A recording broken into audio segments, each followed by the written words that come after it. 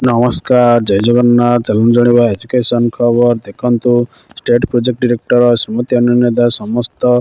DPC एवं do को चिठी लिखिं कि आपणकर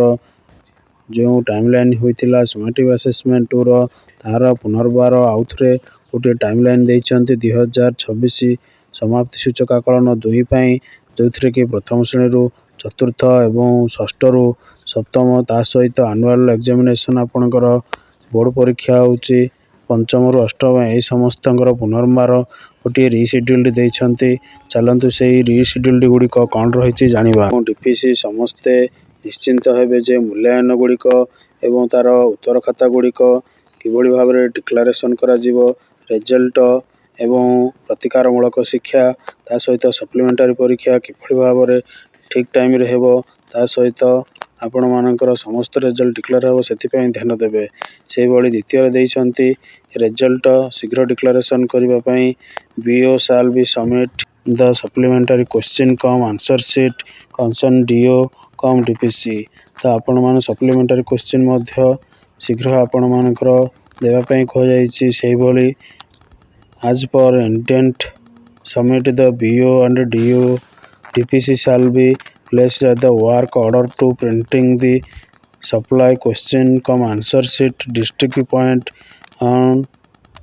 to the selected तो आपणकर ठीक टाइम रे क्वेश्चन गुड़िक नहीं स्कूल पाखे पहुँचेवा को कहुई डीओ डीपीसी इनश्योर करेंगे जे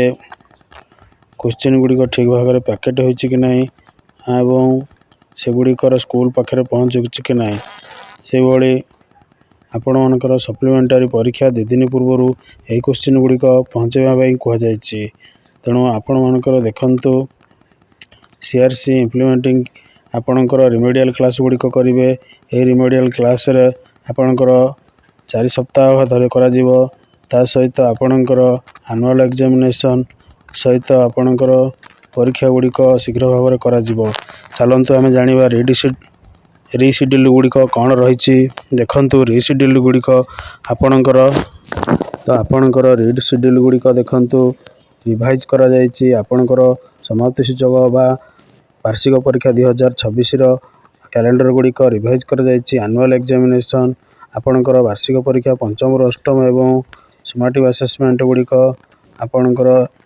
6 रु 13 मध्य 2026 मध्य से निज स्कूल रे हेबो से बड़ी इवैल्यूएशन क्वेश्चन आंसर आपणकर 6 रु 8 जाए आपणकर 14 रु 17 मार्च भितर हेबो से निज स्कूल रे हेबो से बड़ी evaluation question cum answer sheet गुड़िक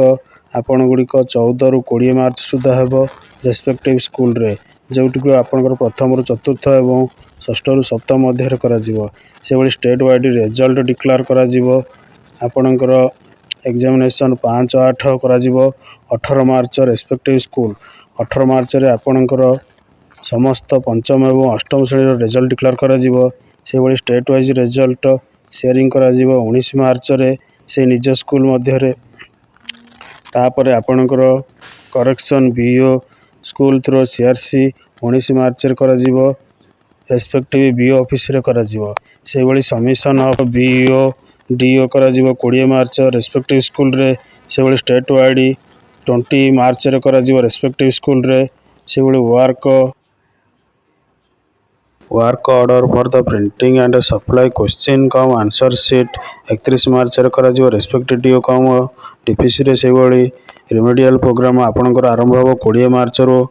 18 April जाए सब्जेक्ट टीचर मान करेंगे से भली supply question cum answer sheet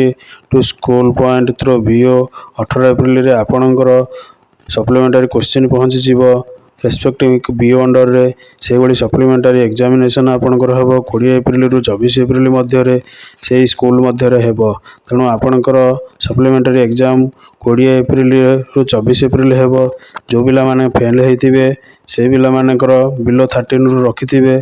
सेमानक पई आपणकर सप्लीमेंटारी परीक्षा हेबो एई रिशेड्यूल अनुसार प्रोग्राम गुड़िक हेबो तेणु आपण एई अनुसार पिला मानकु आपणकर 4 वीक आपणकर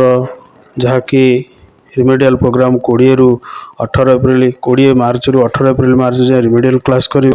20 मार्च रु 18 एप्रिल मध्य